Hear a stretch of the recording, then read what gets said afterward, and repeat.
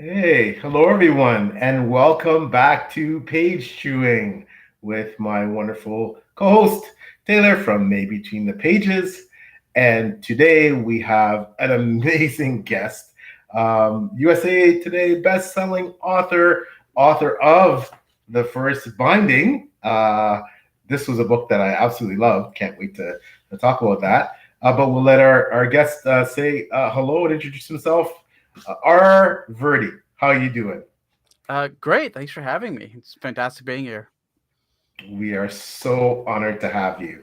So it's just wonderful to have you on the show.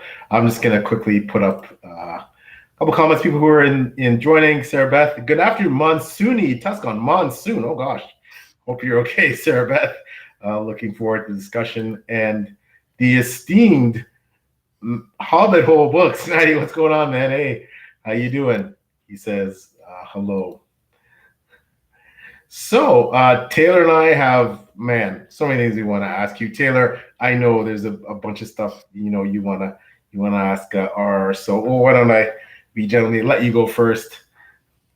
Sure. So there's so many topics that I think we can start with here. We are going to get to your actual writing craft and writing journey Mhm. eventually, but I would like to start on a little more of a selfish note, something that I think both of us are interested in, which is mythology. So Okay. I know for all of your series, including the first binding, which is the one that has really taken off with the second one coming out soon, or has already come out. My apologies for not Oh no knowing the no no! release It's date. I coming out should have soon. known Yeah, that. you're right. Coming out soon. That's what I thought. Okay, so The Doors of Midnight, right? Which we Mhm. will definitely talk about those specifically.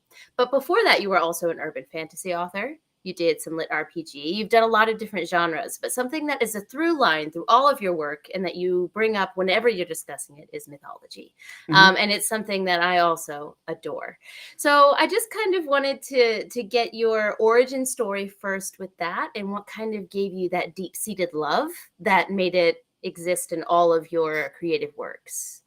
Yeah. So, looking back as an adult, it's probably gonna be my parents as an early answer because growing up, I grew up in a South Asian household, and every culture has its big epics, and South Asia is really famous for two. Raman or Ramayana, as it would be said in the West, and then Mahabharat or Mahabharata, as people would say it in the West. And these are two epics that have been adapted many times in South Asia to like a TV radio drama or a TV play.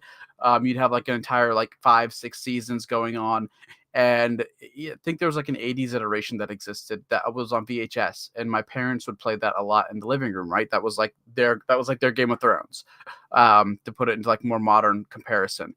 And I grew up with that, and it's retelling a lot of mythic epic stories. I guess that you would compare to what the scope of the Odyssey and the Iliad are for the West. It's on that level. And at the same time, this was the 90s, so mythology fantasy was starting to become a TV thing here. Like you had Hercules, the TV show, Legend of Xena, and then off of that, you had kids programming aimed at actually teaching mythology. So Aesop's Fables at the time received an animated version. And then there was like the 90s Wishbone cartoon, which was retelling myths, through the dog portraying a character. So I was like inundated from it on all sides, and it was the closest I got to fantasy, I guess, without having much, agency of my own, because you're a kid, right? You're going to watch whatever comes on and you find attractive to, and then whatever books you can get your hands on, but you don't have your own money or control. And through a lot of my early life, it was that. It was a lot of exposure through media to mythology, and I just didn't really make the connection. I was loving it. Like I did love it, but I didn't realize how much until I got older and got my own agency. Some elementary school to middle school was the big urban fantasy boom, which of course relied so heavily on mythology. So Dresden Files, Patricia Briggs' stuff was coming out, Faith Hunter, then later Kevin Hearn, and people were niching into different mythologies through their urban fantasy that I was reading. And then the Supernatural TV show came out during high school, which I got addicted to, and that was a Monster of the Week mythology story pretty much every week, in every episode, and it just kind of took me over. I guess my entire life's been that, and now as I got older, I've got the ability to be able to go pursue the myths I want my way and buy and study and consume on my own time. a lot of that rings true to me. Also, Wishbone Girly when I was young. So, so I definitely understand that. Yeah. One thing that I find so interesting about mythology is how universal it is in the sense of the truths that it tackles, or the things it tries to explain, no matter what the culture is, right? So, as someone who grew up in the States and has now lived in Japan for a period of time, it's interesting to see those thematic kind of crossovers, even though the storytelling is different, the structure might be different. Humans, we like to try to figure stuff out through stories. We just do. So a lot of it deals with the same unknown, you know? So I'm wondering if that's why I find it so intriguing, no matter where I go. But you talked about it as a basis for different storytelling. So in urban fantasy, a lot of it is based off of something, kids shows as well. But another thing that's unique about mythology is it's a living, breathing thing. It changes in the telling and who's telling it. And I know that that's something that we will get into, you play around with in your First Binding series. But I'm wondering if you have a certain way that you want to approach a myth when you want to use it in your stories, right? Because there's so many angles to come at it. There's so many different ways to interpret this kind of base knowledge that we have. So when you want to write a myth into it, this is kind of a specific writing question, I suppose, but do you approach it from different angles and say, oh, this is the angle I want to look at this from? You know, or do you kind of go from broad and then go narrow in your writing process, or like how do you decide how you're going to approach this kind of base material? That's a really good question. So I look at mythology the way I would also look at magic system, the way I was taught, which is at the end of the day, you're using it specifically as a tool, specifically to tell a certain kind of story. So the question I always lead with is like, what do I need out of this myth? So if it's for my urban fantasy, I actually start with the specific myth first. I already know what's cool and what I want to use if I'm following the monster of the week formula. And then it's how do I put my spin on it, which is something I always appreciated from the Supernatural series, where they would use myths you might be familiar with, but then how you kill the creature, or maybe a certain specificity about how it acts is a little bit different, but they either modernize it or they make it more adapted to the show they need to tell, which gives it a little bit more originality in the telling of the myth. And you're more writing the function of the story than to serve that myth's purpose, and then the myth sort of being retooled for its functionality in the story.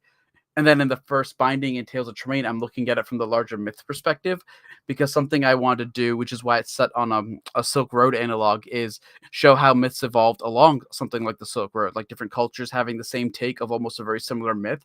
So I look at a lot of comparative myths. So one example from the First Binding is that there's a story of someone like in a virginal birth to a mother, and essentially a god archetype, and it's very familiar to many in the West as like, oh, that's like the Jesus story. What people don't know is there's actually a South Asian story as well of Surya, who's the sun god, who goes to a princess Kunti who wants a boon, and he gives her that boon, but it's in the form of a virginal birth. She gives birth to a character named Karan, and in this case, she's actually afraid of premarital birth, giving birth to him. So the societal shame factor comes in there, unfortunately, and she ends up sending the child in a basket down river. So for people familiar with that, that's Moses, right? You've got a prince sit down, and this is a very old story. And I'm picking myths that I've noticed show up in theme, or maybe even more specific beats around multiple cultures, or even historical facts, like how there's a flood myth in a lot of different cultures. I'm writing an essay on this, but Tales of Lovers Lost. Everyone's really familiar with Orpheus and Eurydice. They're not aware that Japan has a version of that. The Egyptians have a version of that. There's a Norse version of that. There's two South Asian versions of that. One famous one is Savitri and Satvayan, which is the exact same thing of a lover going to the underworld to get her lover back. In this case, it's gender bent. It's the woman going to the underworld, and she actually succeeds in getting her lover back. She tricks the god of the underworld successfully. So with a story that's based more on me trying to show comparative myths and how they evolve, I'm actually choosing maybe more globally familiar myths, and not trying to make them as unique in terms of what's different, more trying to make it unique in terms of the First Binding. It applies to Ari's story and the nesting stories, how it needs to be entertaining and in enough key details that if I do something else later in the story, there might be another culture's myth that's also similar to that nesting story that resonates, which is mimicking what happens in our world with our similar myths. It's so cool. Like, oh man, I can't wait. Oh my God, that's so cool. I haven't read the First Binding yet, but if I wasn't sold already, I would have been right there. Yeah, comparative myths are are one of my favorite parts about mythology in general. And you actually just sparked something when you were speaking there that I'd never put together before, which is that Japan has a Momotaro myth. I don't know if you've heard of Momotaro. It's a peach boy, and he goes down the river and pops out of a peach. And I never kind of connected that motif until you were just talking. I was like, oh my God. So that is so incredible.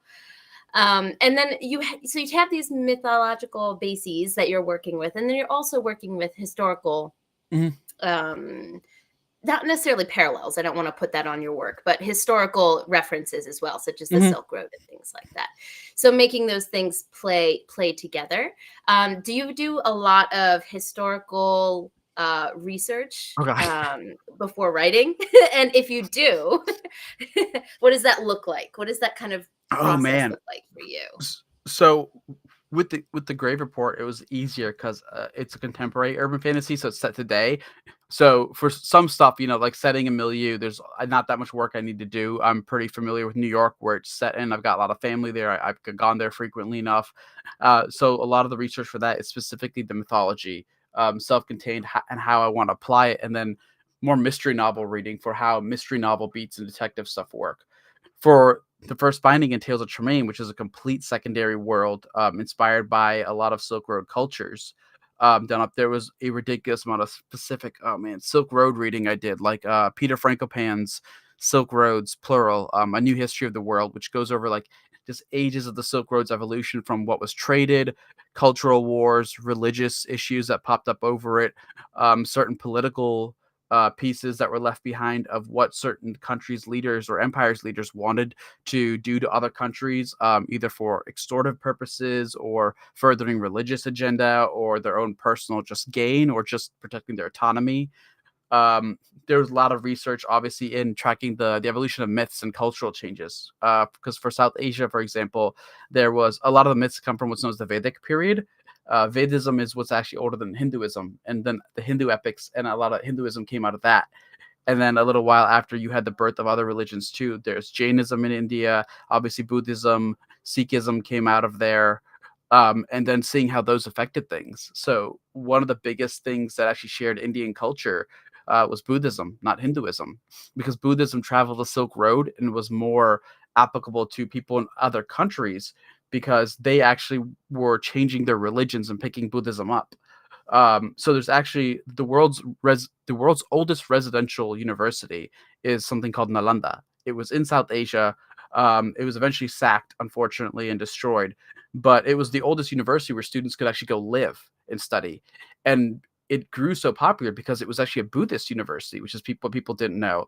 So you had people from Japan and China actually show up on their student log records. Like, we actually know this for a fact that Japanese Buddhists would go there, Chinese Buddhists, Greek philosophers went there. There's a whole record of Indo-Parthian Roman trade, and scholars would go to Nalanda. So it was like this it was like this Hogwarts of its day, where the best minds could come to discuss philosophy. They taught wrestling there, martial arts. They would teach healing medicines. There was the idea of studying magic, or I guess as people at that time, knew it. I don't think anyone ever successfully graduated learning magic, but they tried. Astronomy, astrology, and I'm using a lot of these as basis for sort of building the world, keeping it familiar, but adding a sense of wonder, but hopefully keeping it familiar to fantasy also in a way that other people can find accessible, because a lot of the same cultural beats exist in other cultures. They just look different. A really great writing exercise I overheard Jen Lyons teaching was, if you tell somebody or tell a dozen people from different cultures, the knight rode towards the palace on their mount. Like, what does someone picture? And most people would picture like a Western knight on a horse riding to a Western palace. But at no point did anyone ever say that. Like, I never specified it was a Western castle. So someone from a different culture could immediately rewrite that scene with very little work to be a fantasy creature from another culture, a different structural building. The knight could be a woman and not called that. Like, the French call their knights chevaliers. It could be a completely different warrior caste that is analogous to that. And the first binding is kind of trying to do that too, like similar, but also different at the same time. That is so cool. Yeah, I think it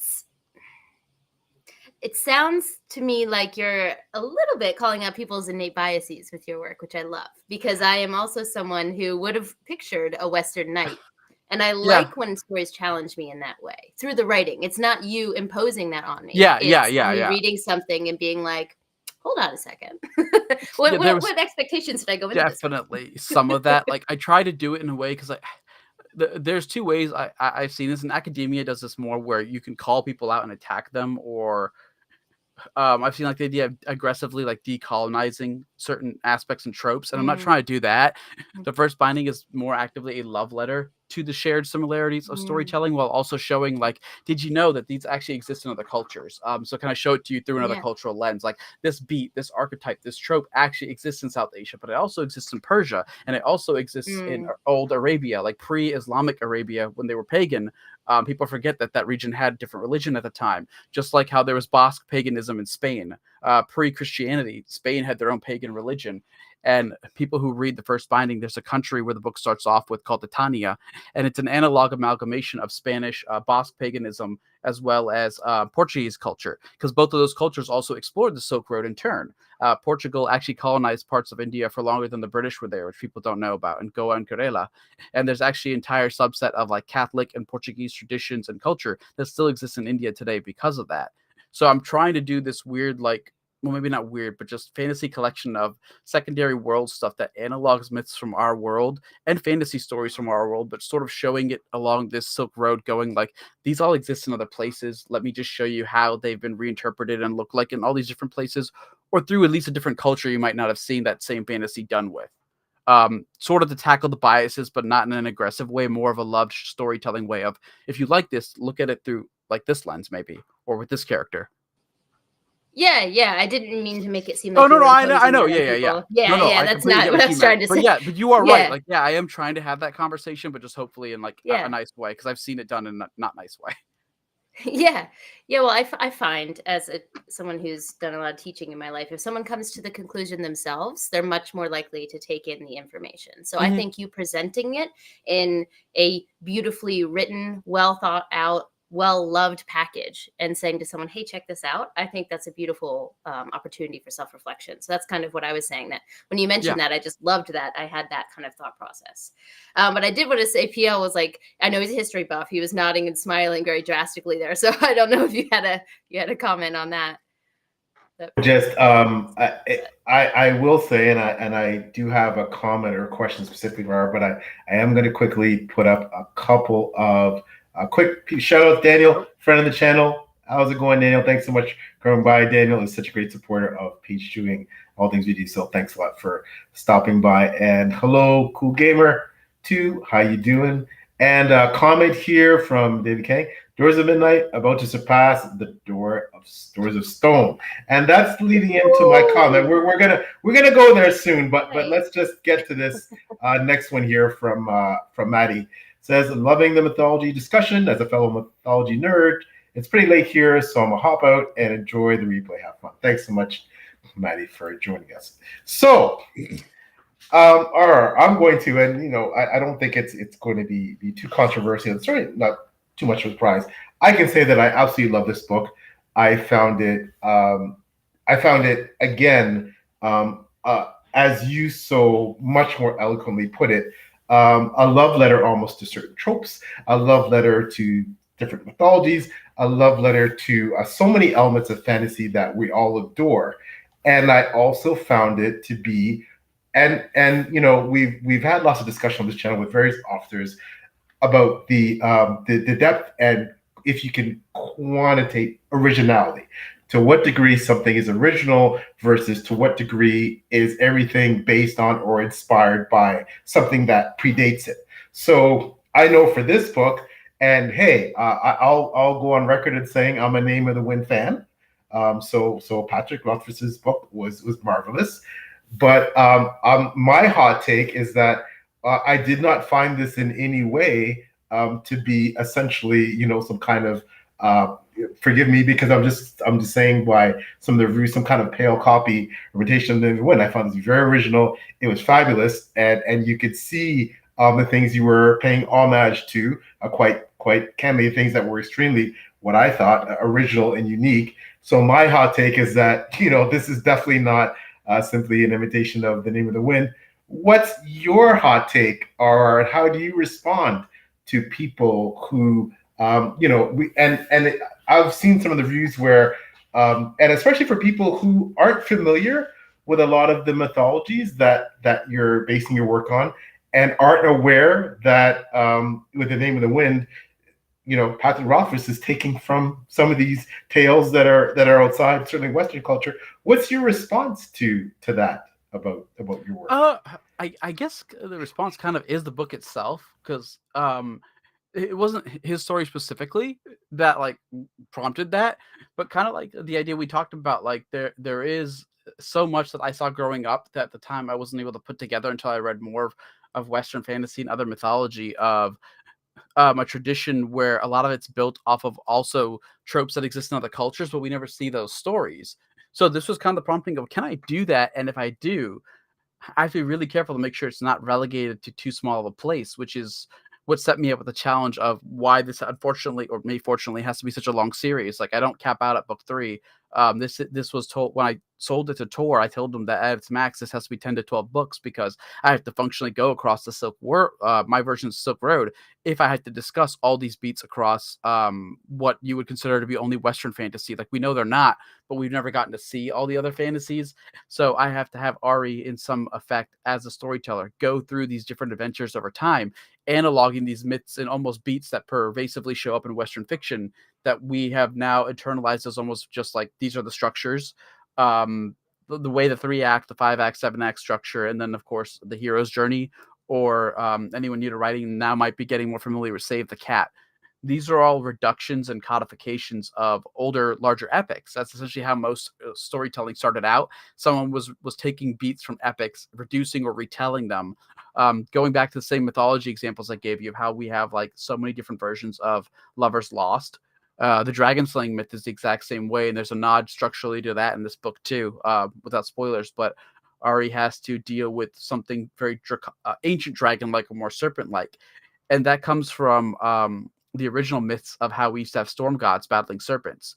So two of the most famous comparable ones, and there are more, are Thor versus Jormungandr, where Thor, the god of storms and lightning, fights a giant aquatic serpent, Jormungandr, and then Indra in the South Asian epic actually kills Vitra, who is an asura that can shapeshift into a 3-headed dragon that takes all the world's water hostage. And Indra is also a storm god, a sky father, and they both slay these dragons with their lightning weapons. Both of them having, essentially, in Thor's case, he has the hammer. Indra has what's known as Vajra, which is called a proto club or a proto hammer. He also has a magic hammer imbued with the powers of lightning. And then you get to Perrin, who by name is obviously in the Wheel of Time, and he was inspired by Perun, who's a Slavic storm deity who also kills a dragon. There's a Lithuanian dragon named Velas, and the point I'm getting to is most cultures have Sky Father with lightning kills giant snake. And over time, we see these beats evolve from, in the Greek, Zeus kills Tython, the 100-headed dragon titan. Then his son, Apollo, kills Python, another serpent deity. And then Hercules kills the Hydra, which is another serpentine motif thing. And you go from god to demigod, and eventually human doing it. Because we get to the point where you have St. George versus a dragon, human knights killing dragons. So many fantasy stories have become evolutions of a certain myth, or fairy tale, or even song, and just stretched out and then put along certain beats and tropes to achieve some sort of emotional catharsis. And then once it's done enough, it becomes a formula that people go back into, and they replace certain things, but it's the same story archetypally. And it's just how aware you are of that structure or not, where you can see that. Like, I know this is the common one. James Cameron's Avatar is Pocahontas or Fern Gully. Like, it is and it isn't, but the archetypal beats actually aren't even unique to Disney's Pocahontas. It's just that's the story most people want to analog. But I mean, there are other stories around the world, just not obviously using a real figure like Pocahontas, that follow that of foreign power comes in. You have a noble storyline. So in this case, it's a princess or a prince from one culture, and then a romance from an external culture that might be coming in. Like that's common enough. It's not super common, but like that's a motif that exists.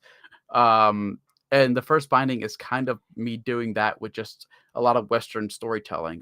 People might know, if you're Wheel of Time fans, a lot of South Asian stuff went into the Wheel of Time. There are character names, inspirations, the idea of reincarnation. The Wheel of Time, the entire concept is South Asian. It's called Kalchakra, which literally translates to that. And it's the idea of the cyclic universe. The wheel comes and it doesn't come, the age of time constantly going forward, death of the universe, rebirth, and then even God characters are reborn through what are known as Avdar or avatars. So Avatar, the Last Airbender, that concept too is South Asian. An avatar is essentially a supernatural being or god or celestial character that can reincarnate. So new body, new life and everything, but it's still sort of them in spirit or essence or potential. And the first binding is kind of tackling that. Wow, it's phenomenal. Sorry, Taylor, I know you wanted to. Oh, sorry. Yeah, I kind of No, not at all. No, we are here to listen to you. I'm eating this up. Nom. But I do want to kind of go off of that, which is my train of thought just left my brain. Hold on. I had a connection. Oh no, I had a connection. And then I interrupted my own train of thought. It happens. Right. Okay. So you're talking about how basically your subjective view of the world can influence the way that you experience the stories. Maybe what you experienced first.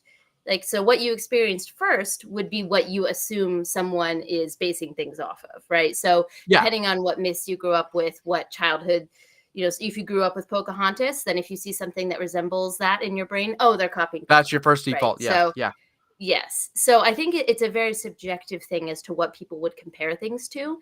But that kind of leads me to one of my big questions for you, which is in your writing, you play a lot with narrative and unreliable narrators specifically. Mm-hmm. So one of the main things in the first binding is I know that it's your main character is telling his story. So we have to take his word for it, right? Yes, so the story within a story, right? And there's a lot of different aspects we could talk about here. But first, I just kind of want to go broad and say, why did you decide to take the unreliable narrative perspective to tell this story? So a few things. One would be there's an author named Gene Wolfe who wrote something called Books of the New Sun. And he's one of the earliest ones. He's often been regarded like as the author's author, where he never got pop culturally famous, right? He's not read by a lot of readers, reviewers, bookstagrammers. He's kind of very niche because he was very difficult for a lot of people to approach because he doesn't explain anything. But he told essentially a character, much like what I'm doing and what Rothfuss has done, and the whole unreliable narrator telling his story. Although his doesn't have the past present, it's a single narrative being told in the present day of the past by the character Severian.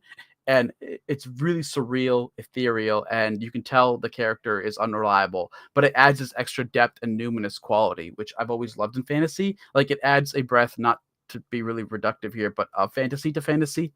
That sense of you being able to sort of theory craft on your own. Like, there's allowed space to imagine between the narrative.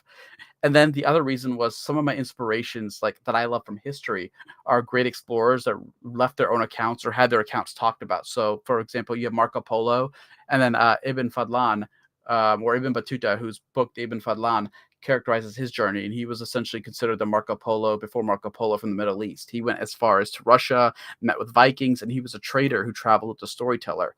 And in both these accounts, they encounter amazing things. Like, Marco Polo's journals open with, I believe that it's something that's paraphrased like, I did not tell more than half of what I saw, for I knew I would not be believed. And like, his own journey is like really crazy, the things he details, like seeing like griffins and ridiculous like mythological creatures. He's like, Kublai Khan had this monster as a pet, and you don't know how much is exaggeration. Is he just misinterpreting an actual normal creature he's never seen before? Like, is this a rhino and he just never saw one in Italy before? And there's this really cool room of exaggeration or implied exaggeration where he's like, oh, something crazy happened, but I can't tell you about it because you won't believe me. And I always thought that as a narrative tool is actually really cool if you employ that in fantasy. But we know that there's actual historical basis for people doing that because, I mean, fantasy is made by people, and people like to lie. People like to embellish. Everyone's heard the game of telephone being played in high school, like with a rumor and how crazy it gets. And like, if you were involved with the making of that rumor, like you were there when it happened, you might be like, no, I was there. Like, how is this possible that it's so far from the actual truth? And I thought inflecting that with Ari as he is both responsible for it in the past that you see, and then you see also the consequences of how even when he wasn't responsible, once something like that gets started, just how far it can get away from the original source when he's retelling or talking about events in the present day that he has to live with because these myths have evolved around himself, or something else that is similar and branches off of that is how other cultures and other people have taken those myths. Because once you get something started, other people can comment on it too. And that's actually a lot of what real mythology is like. So the griffin is obviously associated with a lot of Western mythology. But when you actually look into the history of the creature, the griffin is an Indian creature that India never believed in because it was actually created by the Greeks as a myth about India. The actual origin of the myth is Greeks at the time thought griffins were real, but this is a mythical creature in another country. Like, you don't want to go to India, or it's dangerous because they have these griffins there. Just like what might be the mythological predecessor to the Dune worm, is what people have argued. I haven't found any truth to it, but there is a mythological creature called the Indus Valley worm, where people believe there's this giant, like 300-mile long worm that would go through canyons, but these are very lush canyons, not like a desert, and it could spit venom that would like melt you down to your bones. Obviously, I don't even know what the real creatures are based off of. There's no like fossil records of anything monstrous that people could even draw that assumption. But Greeks and people in the West believe that was a creature about India. And there's a whole history of myths actually being created about other cultures or stories about them, but from a different source culture. A great example of this is The Three Princes of Serendip, which is about Sri Lanka by its old name. And it's a story of serendipity, which is a story where there's no real climax. It's just a fun story. You're supposed to have adventures for the sake of having adventures, like whimsical adventures. So it's three princes on a whimsical adventure, and they meet like a camel seller, and like someone stole one of his camels, and then someone frames them for murder. But that story was created about Sri Lanka in Persia. So it's been considered a Sri Lankan story all this time, but you forget it was a story that Persians told about Sri Lanka. And that's something I'm tackling here with sort of the idea of how not only are there unreliable narrators, but just unreliable stories in history because people want to comment on them. They want to put their spin on it. They want to reply. Other cultures hear myths and they want to co-opt them. Because both the South Asian epics I talked about popped up in the world around roughly the same time as the Iliad and the Odyssey. And there are exact similar beats in both of those stories, down to a princess or queen who goes missing or is kidnapped by another king, and you start a war over her, down to a principal hero. Gudrun and Achilles' beats are very nearly similar, from their parental relationships, their warrior status, events that go on through the war with involving either a lover or a very close male friend. Both of them are rumored to be impenetrable or impervious to harm. In the case of Achilles, it's his armor, not his bathing in the Styx originally in the real Iliad, because he was never bathed in the river Styx originally. He was given a suit of armor that his mother Thetis had requested at the behest of Apollo. And Gudrun, who was born in the virginal birth I brought up earlier, was given a suit of armor from birth from his father, the sun god. As long as he had it, he would also be impervious to harm. In the case of Achilles in the original, he loses his armor, or he's shot between it through lengthways through his torso under his armpits, where his armor didn't cover. And Gudrun loses his armor. He gives it away, so he's vulnerable and he gets shot to the back. And that's actually another repeated beat throughout history, is the infallible hero who's like impervious, but for one weakness they either lose it. So in the German epic, there's Siegfried or Sigurd the Dragon Slayer. He kills a dragon, Fafnir, bathes in its blood. But while he's doing that, there's a linden or a lime tree leaf that sticks to the small of his back. So the dragon blood doesn't get there. He's not impervious there. Later, he's betrayed. Someone asks his wife to find out his weakness, and she doesn't really know like why they're asking this, and she kind of lets it slip, not realizing that she's putting him in harm.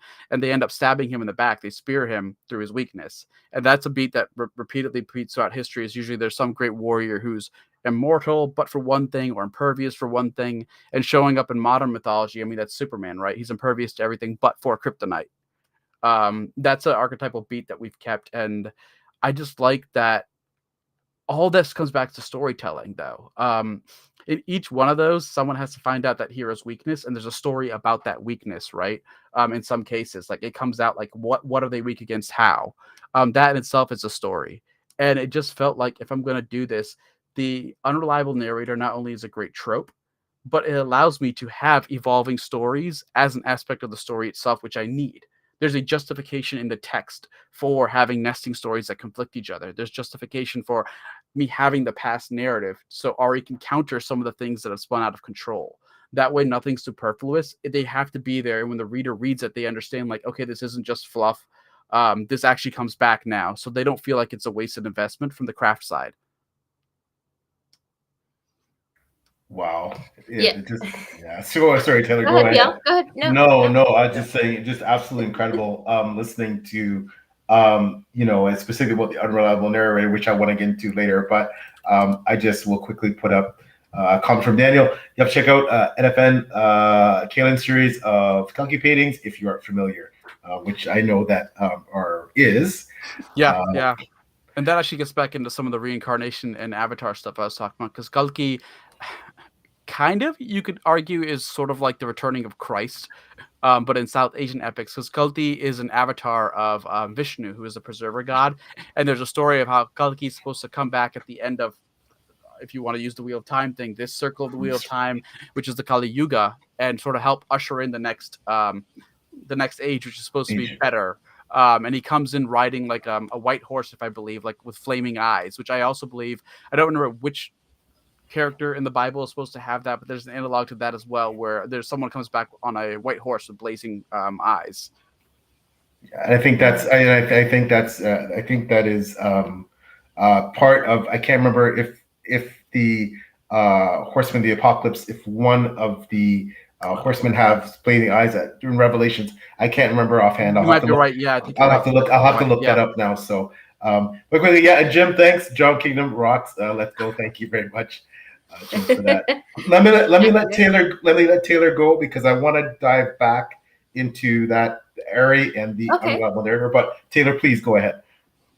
Well, it was basically just a comment on what you said, which is, I think we've all had that telephone experience in our personal lives. Like when I tell you, my husband and I, before we were even, we were engaged, and I told my parents this. And then somehow I heard from my neighbor, apparently I'm married. Like I heard, it's like, did you know you're married? And I'm like, no, because I'm not. Not yet. Yeah, it's like, how did you get to that point? How did this? Yeah. So it was an international game of telephone. So I just want to say that I love that you have that as an element. You're playing with that in your story, because it's so relatable. We've all had that moment where you're like, whoa, hold up. Let's back up. How did we get here? And I feel like a lot of people who might be the center of a myth kind of don't have the power to say, whoa, back up. It's already, it's past them now, Yeah.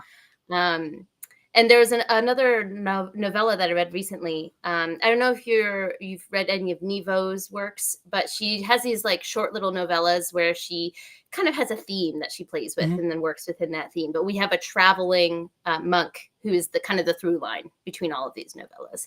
And this monk's job is to collect stories. They're traveling like to collect stories. I mean, what a dream job, right? Sign me up, right? But there was one that did play with the same kind of idea.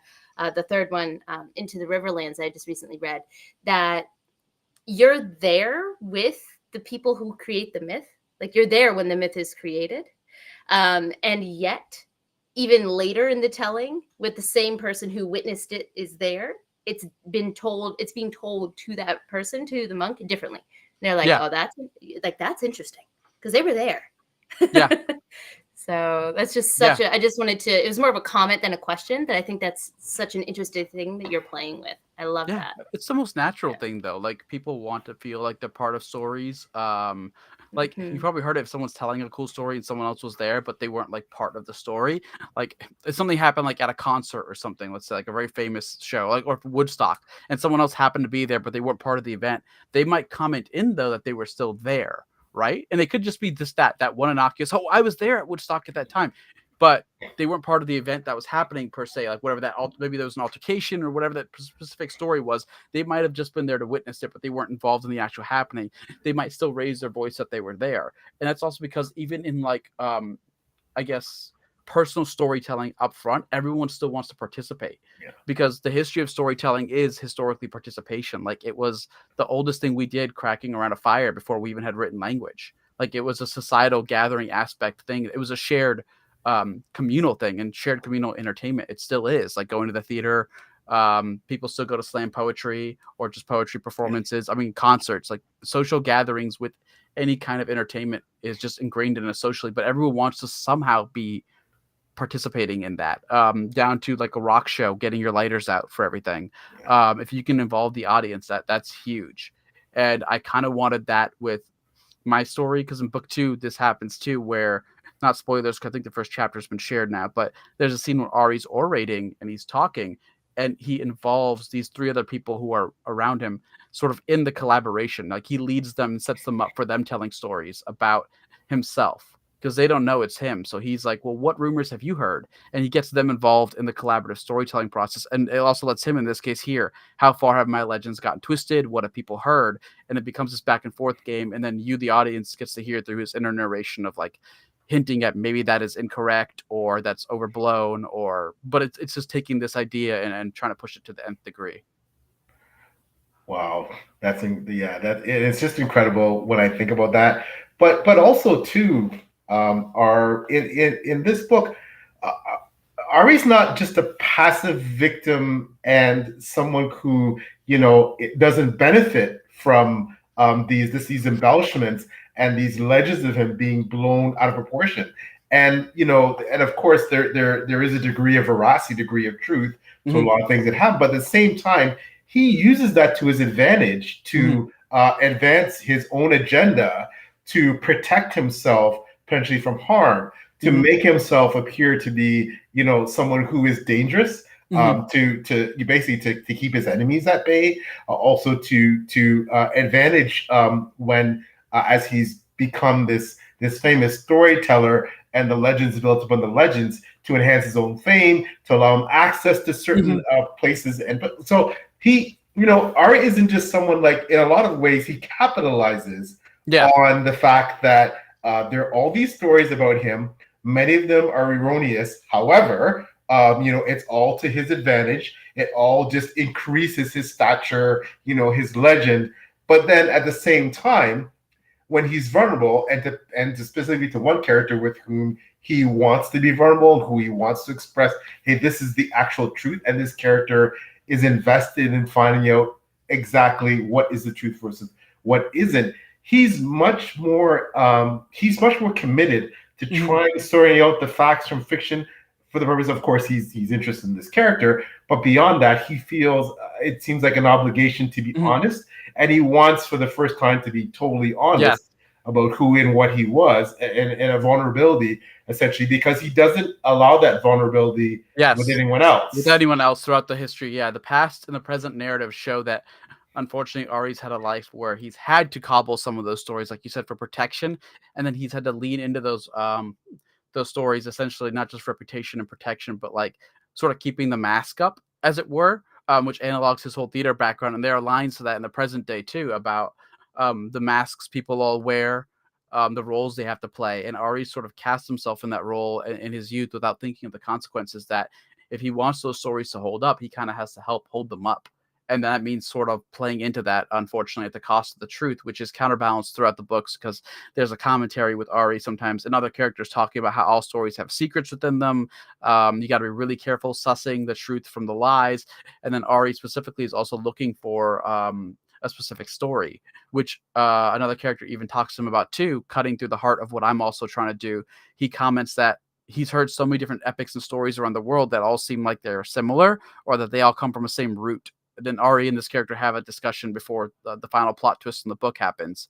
And that's something I've been pretty obvious about trying to put throughout the narrative, past and present, that's a truth that Ari has learned by consequence, and also by, I suppose, intentional lack in his life, because his life in the past story is very much survival mode.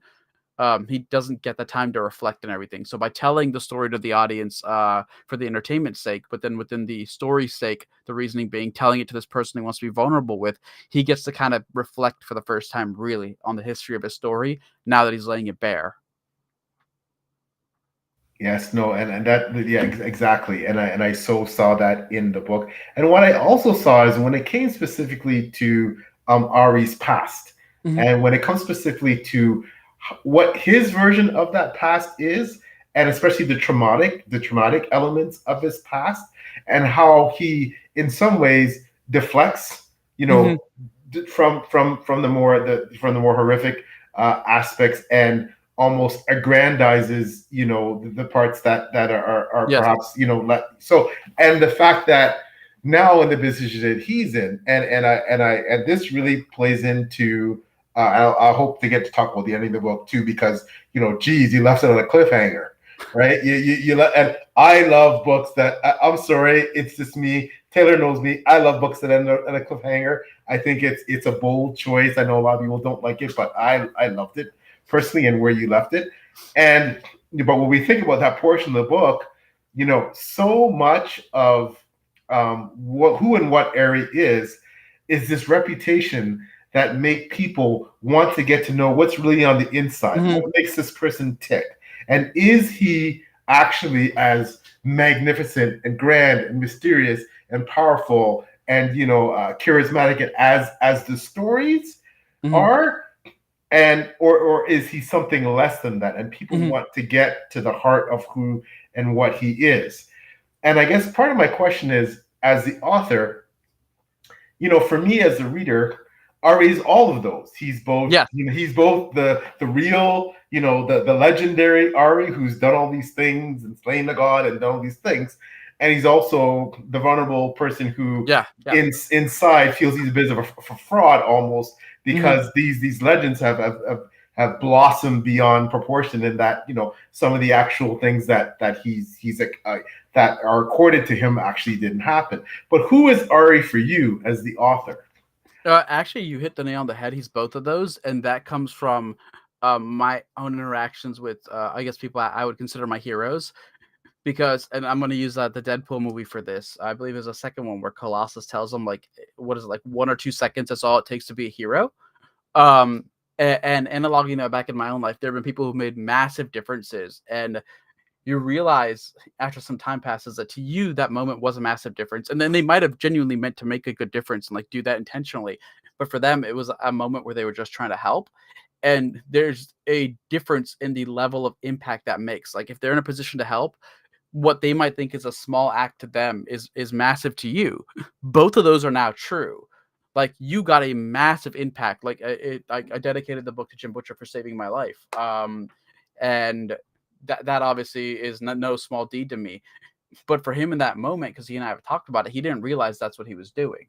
So there are times where, like, if you approach somebody with that, and if you tell someone like, "Hey, you saved my life," that can actually be overwhelming and make them feel like an imposter, right, or fraud.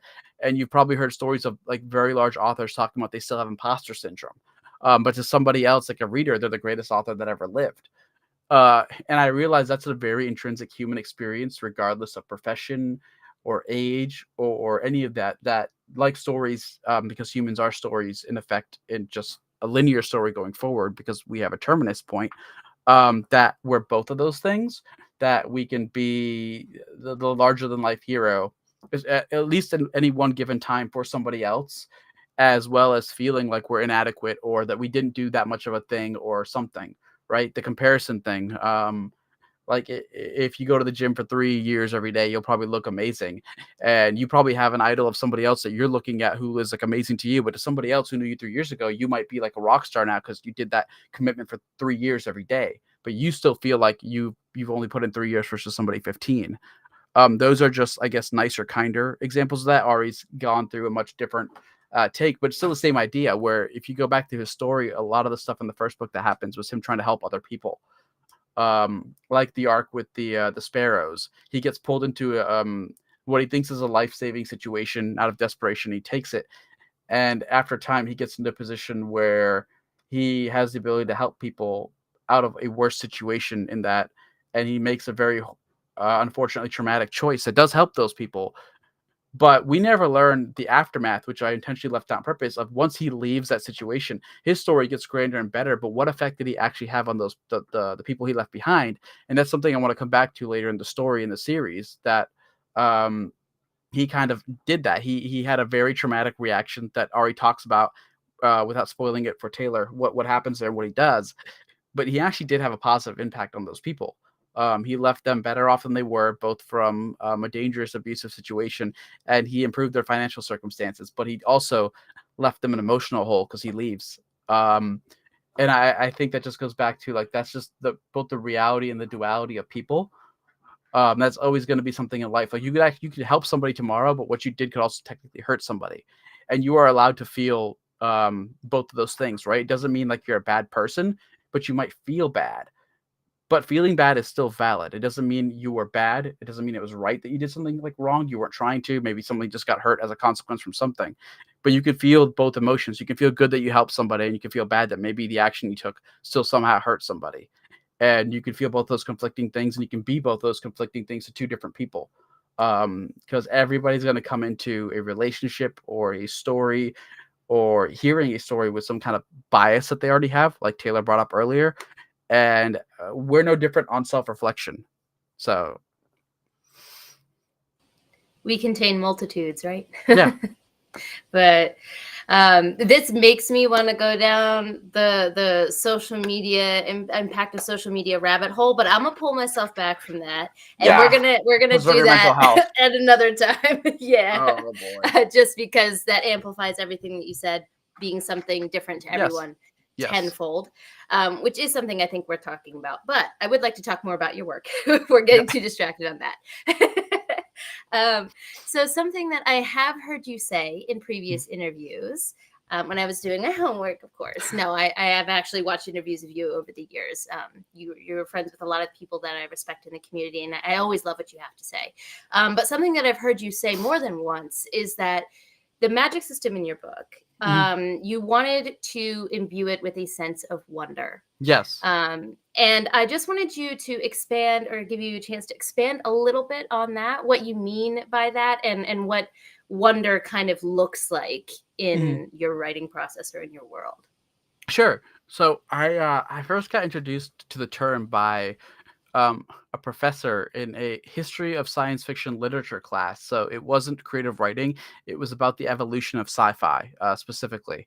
And originally sci-fi hinged on this term of sense of wonder, which became truncated down to sensa wunda, like one word, SENSUWNDA, and how a lot of the early sci-fi writers were trying to tackle wondrous themes or ideas, either a vision of the future or evolution of technology, first contact, human consciousness and robots. And they were chasing that, the idea of wonder, but they were trying to rationalize it through the lens of technology, right? So it's why a lot of these early stories were both hard sci-fi, or the attempts at it. They were written by engineers and stuff, but trying to take a numinous or wondrous concept for a view of humanity and trying to rationalize it or encapsulate it through the lens of their fiction. And when I heard that, it made a lot of sense to how you would have hard sci-fi tackling alien contact, and a lot of the early stories, like what they were trying to go with their sense of wonder was, how do I make a cool underground pneumatic steampunk tube city? But they were genuinely trying to make this work. Like they believed like this could be the future, and that was a sense of wonder they were chasing. When I tried to apply the term to someone who grew up like me, where I had a lot of 90s and earlier fantasy that was very numinous and ethereal, where the magic systems weren't explained, and then the history of mythology being like that, right? Or if you use a modern visual example, like a Studio A24 movie, they don't hold your hand. Their version of the Green Knight by King Arthur was very close to the way old myths were, where they left a lot open to interpretation, very numinous. The sense of wonder being like one moment you're walking over a hill and you just see like an entire interaction of giants, and it's not explained for you, and you're supposed to either revel in that or accept that as part of the wondrous part of the story, or it'll throw you out. And then in the mid 2000s, a lot of our generation got inundated with the hard magic, and I saw so much of it of late that as now I'm reading, it really doesn't feel like magic to me anymore. And that's not a critique. It doesn't actually take anything out of the story for me, actually.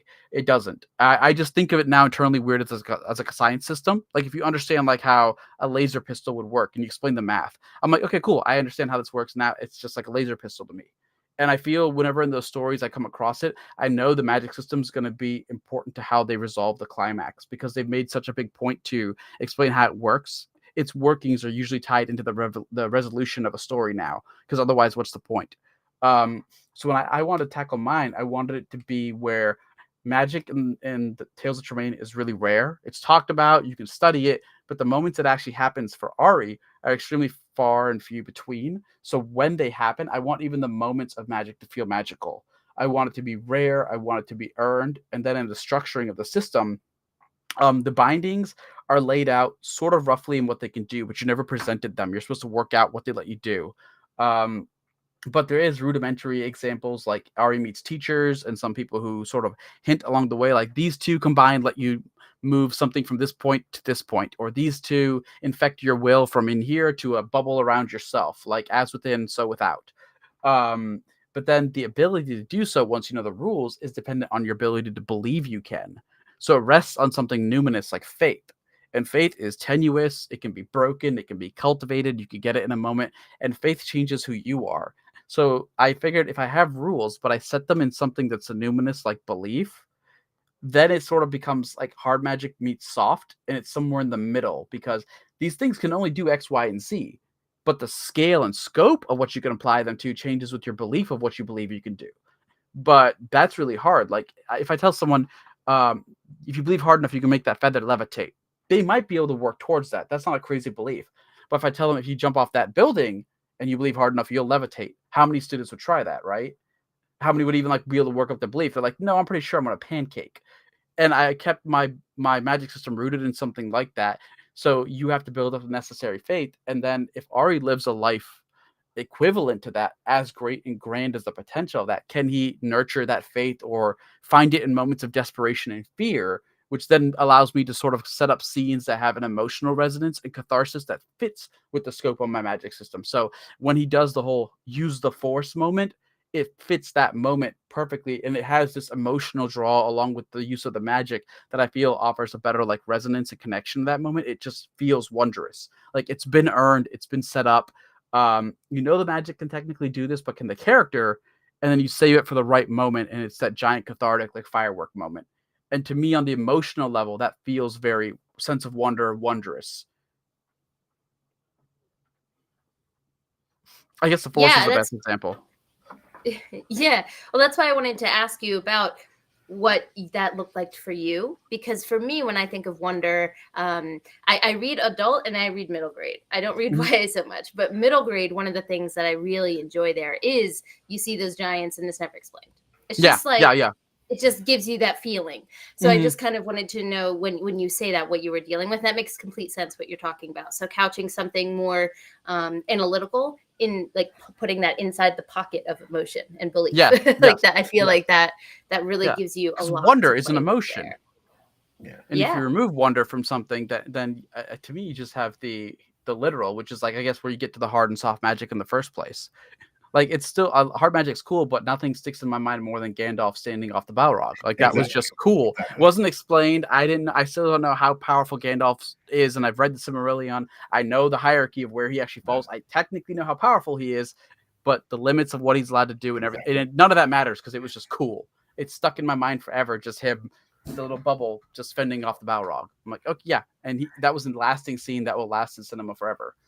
Exactly. And also for me, that's always been why I think I crave soft matches, is because specifically for me, the sense of wonder is you don't know how powerful Gandalf really is, what his capabilities are, even though you know where he falls in the pantheon of beings and how close he is to the Maya, like you still are like, wow, that was amazing. Right. Yeah, So, and you don't know if he could do it again, if he could repeat it. Did he use the extent of all of his powers on that one shot?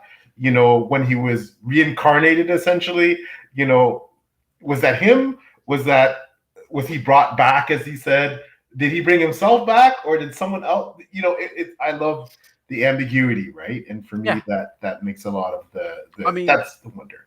Game of Thrones hinges on a lot of sense of wonder. Everyone talked about the plot twists and betrayals, but one of the most cinematic moments that rocked fans who were unaware of the series prior, they had under the books, was the ending of season one, not with Ned's death, but the reveal of Dany after she burned with her Yeah, dragons. Like yeah, one scene, they're not there. The entire show is now irrevocably different. Magic has come back to the world of Westeros. That is what that scene literally denoted. Like she comes out unburned, and she's got 3 baby dragons, and everybody in her Khalasar is just shocked. Like magic is returned to Westeros now, and from that point, we get to see the Red Woman's intervention, birthing the evil demon baby, murder shadow things that again are very rarely little explained. But as the show goes on, more and more the lens of the sense of wonder gets revealed. We start seeing the faceless men, we start seeing the warlocks. In the books, it gets crazier because one of the Greyjoys is supposed to have like a dragon horn. Dragon horn. Thunder, yeah. Binding. And he has like, doesn't he have like a magma fist or something? Yeah. He has like a lava fist. It gets Yeah. way more magical in the books, but that's what Sense of Wonder does. Like if you save it for the right, and then everything's not too wondrous up front, at least for me. The moments those come in, those are really like steal your breath moments of like, I thought I was reading like a really low fantasy, but there was that touch of promise. Pokemon does this the very first episode with Ash. Like it normalized Pokemon, but then he has that moment at the ending where he's seeing essentially a Pokemon god fly over, and it's just a flyby, and that's it. And that stayed throughout the entire show. Fans speculated over it, like who that was. Came out years later in another Pokemon game, and then within the context of the show, they kept referring to that moment too as a very magical moment. So if done right, a Sense of Wonder can also be referenced within the same work itself over and over, and still elicit that same wonder if you use it right. No, absolutely. Yeah, that actually is another like self-reflective moment, because when you get older, you stop allowing yourself to feel wonder. I feel like in a lot of cases, like when you bring up the things in Game of Thrones, I'll just mention that because this was such a cultural zeitgeist that people who don't usually read fantasy were engaging with it. And the amount of people that I would talk to who are like, but what does a White Walker really mean? I'm like, does it have to mean something? Yeah, does it? Like maybe it doesn't have a metaphor, you know? So I think that it's important, especially for people who are in the world of fantasy like we are, to leave space, to leave a space for just that feeling that we all want to kind of go back to. Japanese culture is really big on that with some of their video games, and obviously Studio Ghibli. That's like a huge thing within their thematic stuff. If you go back and read interviews and either creation guides to how like the Legend of Zelda came about being, and Studio Ghibli, they use the same narrative structure, Kinsho Deketsu, but also the idea of that is to allow space for wonder to being there. The third act of that is usually what they call like the twist, where something what seems unrelated to the rest of the story happens. Like another character is introduced on the side quest doing something else, and then the wrap up is how does that third act tie back into the fourth to create a whole story. But that idea also rests on the idea of sense of wonder. Something can just be happening that's wondrous and cool or intriguing for the sake of that somewhere else, and then you as the narrator or storyteller have to find the reason to incorporate it back and make it special, or find a way to make it special just on its own existence, whether it stands alone and doesn't come back to serve the story in another way. Yeah, no, you're absolutely right. That's incredible. I just want to put up a couple quick comments. We just have Okie Dude. Hey, Britton, thanks for coming by. We'll do another booktuber. Check out his channel. Thanks for coming by. And we have the wonderful JCM Byrne, who also does the books and stuff and is a fabulous author. JCM, how are you doing? Thanks for joining us. And another author and booktuber, the awesome John A. Douglas, says he's a bit late, but here to show some love. Thanks so much. And he what's up early. I showed up just in time for the Pokemon talk, and he also notes others. What are orcs a metaphor for? Me, orcs are cool. No. Oh, someone plays Warhammer because he's a WOG. Yeah, he's a Warhammer guy. So, and you know what you said regarding magic, and specifically when I think about the first binding, the cost of magic, and tied into the character. In the first binding, magic, wielding magic, binding can have some horrible consequences for the wielder. Yes. But on top of that, and Ari has different reasons, and you talked a bit about what happened with the sparrows, and Ari very much for me. One of the things I was very poignant for me, actually, was that he's definitely a loner. He's definitely a loner, and he's put up a lot of walls. Yes. And when he without too much spoilers, when he gets to a certain degree trained formally now in magic, and he sees what it has cost his teachers and other students who have wielded this and who have mastered to a certain degree certain elements of binding. And as he goes through life with all these on top of the magic, and he sees the cost, he sees how horrific it can be, the personal cost, the cost of others, and also with some of the traumatic experiences, the losses Ari tends to, perhaps to protect others, perhaps also to protect himself. He seems to isolate himself from others, essentially, and become this lone, this lone entity that doesn't let people in easily, and also potentially evades the closeness Mhm. and with other people because of the things that he's experienced. So I guess for me, asking you as the author, Ari's someone who, it seems he's going to have a long road to become happy, because Yeah. specifically because of all this. Is that something that you've purposefully written into the work? Is that a byproduct more of simply his life? Is he someone Oh that no, he was engineered to be unhappy from the beginning, right? Like if we're gonna go back to epics and stuff, like it's a Greek tragedy, in many regards, and it is like a lot of the old epics, not just Greek, but a lot of the epic poems. It usually is some fault of the heroes to a degree as well, right? Some level of hubris, trying to do the right thing for all the right reasons, and it still goes wrong, but not thinking that maybe sometimes no one has to do the right thing. Sometimes the best thing is not to act at all, which characteristically, when you look at young Ari, he's really good at acting. He's not really good at thinking before. In fact, that's pointed out. Like, you're not wise, you're clever. Like, a wise person probably wouldn't get in trouble in the first place. You're really good at getting out of trouble. They're not the same thing. And that is something that has plagued him up until the present, which he does remark about as he self-reflects, as well as the idea that he does like to help others, to the point where he self-isolates because therapy isn't the thing in fantasy worlds, and self-destructive problems like exist even in our day today where we do have therapy. Like I've seen where reviewers will say like this full-grown adult in this book, or even to like a YA character, which I don't get why they're so hard on them. Like they would never do anything that's stupid. I'm like, have you met adults? I see full-grown adults doing stupid things every day. Like I'll watch someone pour gasoline into a styrofoam container, like going, that's gonna melt. Like you just made napalm.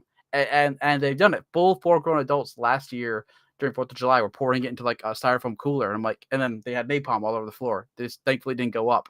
They were like 28-year-olds. I'm like, people do stupid things every day. Most people do many stupid things every day. They just don't get consequences for them. But that's completely normal. And I wanted Ari to have that fallibility both for simple stupid mistakes and then honestly human ones where he might not think. He thinks I'm just going to help somebody and doesn't realize the consequences that might come later. Like what happens with the sparrows where he does help them and it comes at a personal consequence where he has to leave them now.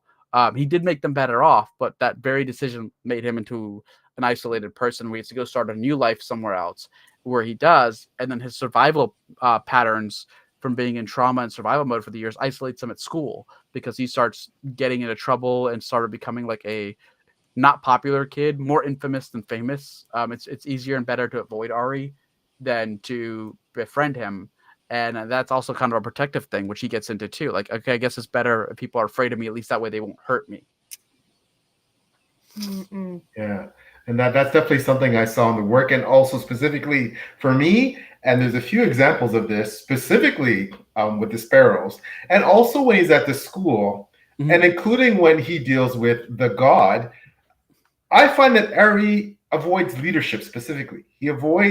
He'd rather go solo Mhm. and not lead and be responsible for people Yeah. dying Yeah. under his watch, under his leadership. He'd rather tackle a problem, a Yeah. dangerous alone than lead people who same perhaps common goal, than lead people to tackle it collectively. And Yeah. I found that to be really interesting.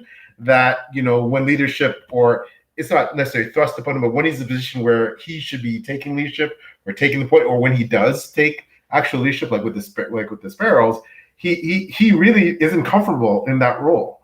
He's Yeah. very much a lone wolf in that he doesn't want to be responsible for someone else getting hurt. He doesn't want to be responsible for leading someone down a path, right? And he very much, when he tackles the problem, he wants to be the solo solution to that problem, which I found Yeah. really interesting. And book 2 actually builds on that for his growth. He's going to be put into similar positions again of learning leadership and then how to deal with it, as well as the consequences that maybe he didn't suffer the first time around with it. And what happens if you step out of those shoes of leaderships and realizing that sometimes you might not have a choice, as well as um, more the psychology of why he feels that way. I believe in book 1 there I touched on it lightly with obviously when he was in the Sparrows, there was someone else originally in that position of leadership. Ari has more chances to reflect on that particular character in book 2, and perhaps what happens with leadership if you continue doing what you believe is right without being checked. Um, people in leadership historically in the real world have a point where they reach where they start believing their actions are always right. And who do you become if you become that? And we can go back to Game of Thrones for that.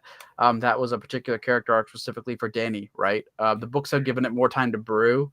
The show kind of got there really fast, but it was essentially built up of the more she felt she was right, the harder it was to start telling her she wasn't right when there were moments she wasn't right.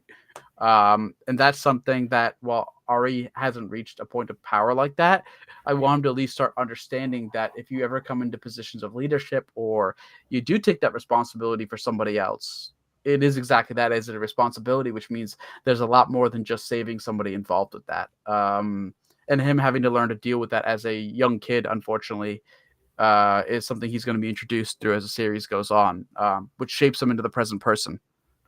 Yeah, and I quickly want to give Taylor a chance to say something. Sorry. Also to put up a question. No, not you. My fault. Totally my fault. I do want to quickly comment that I noticed that I think he gets a few insights along the way from that particular character, again, Leading Sparrow, and especially a character he steals something from, who is in a position of authority, that gives him some tidbits that he gives him pause, right?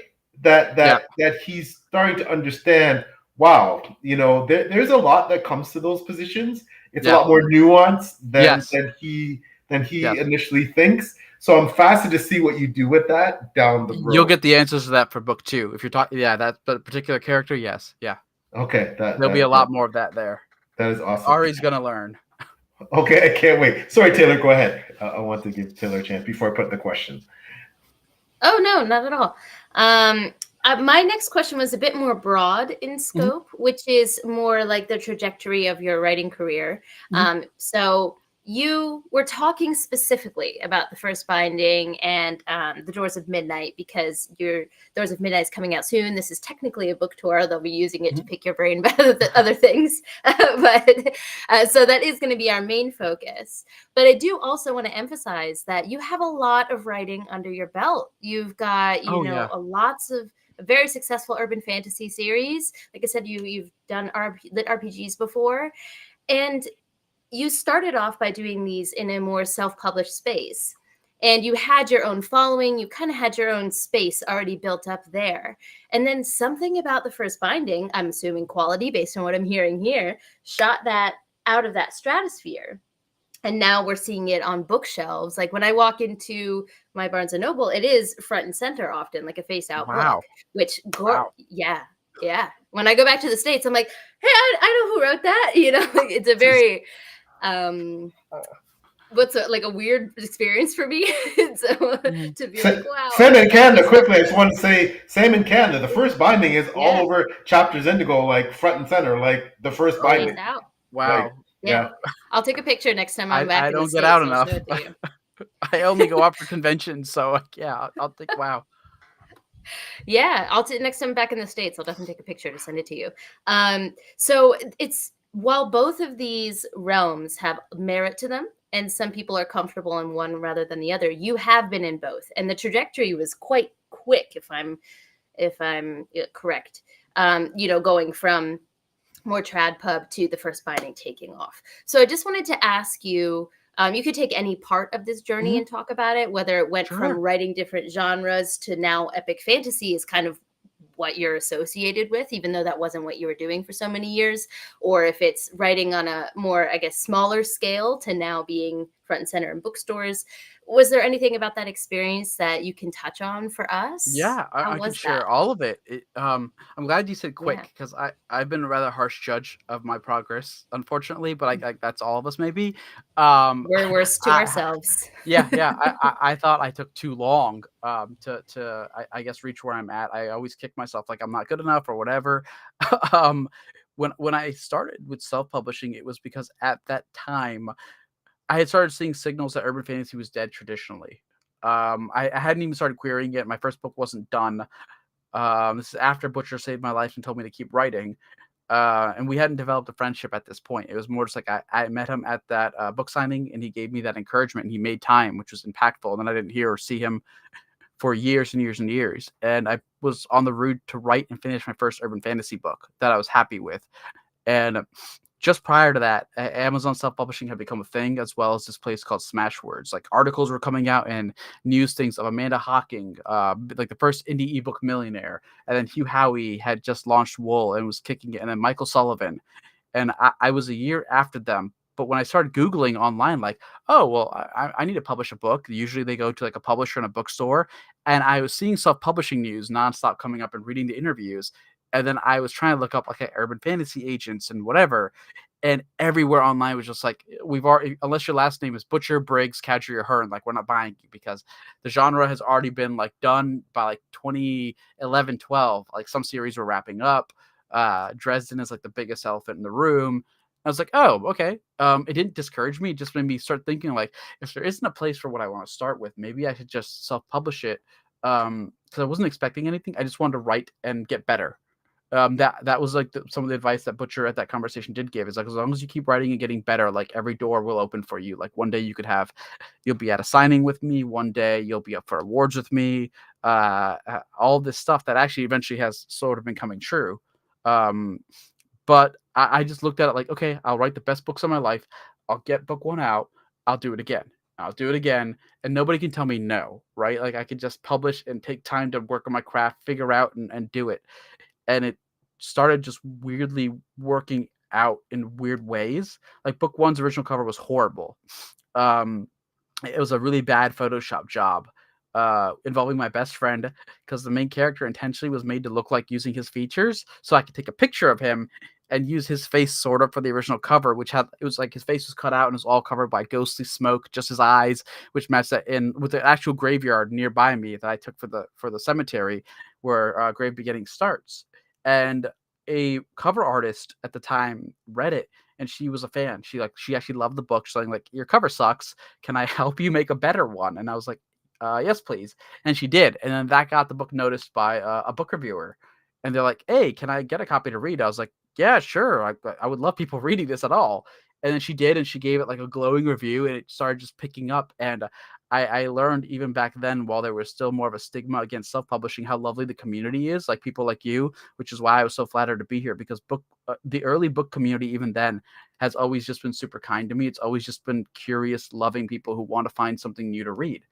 That was my experience. I got to just write and self-publish whatever books I wanted to for the sake of exploring craft. Which might not be the best business advice. I do want to be honest about that, especially for self-published. I wrote against a lot of the trends at the time. I missed some big trends. I didn't double down on one series that was doing well. I wanted to go write another book just to experiment, which might not always be smart, but it was very spiritually fulfilling and it made me a better writer. I will say that I've written entire books just for language and craft reasons. So there's a space Western called Shepherd of Light that I wrote specifically because I wanted to write a Western in space where I could actually just talk like a Western all the way through. That's a huge love I have. So I will write stuff just to improve the way like a method actor would try to get into character. Like I have books I want to set entirely using Appalachian and more Southern different variety of American accents because I actually love the breadth of accents across America. And I think like usually they get a really bad rap, like how there's Cajun accents and Creole, and Cajun and Creole aren't exactly the same thing, but a lot of people will conflate them and different mannerisms, tones. People have cultural sayings and slangs that are regional or cultural. And I think that adds like a cool beauty and depth to world building. And that's something I've also tried to incorporate back in Tales of Tremaine.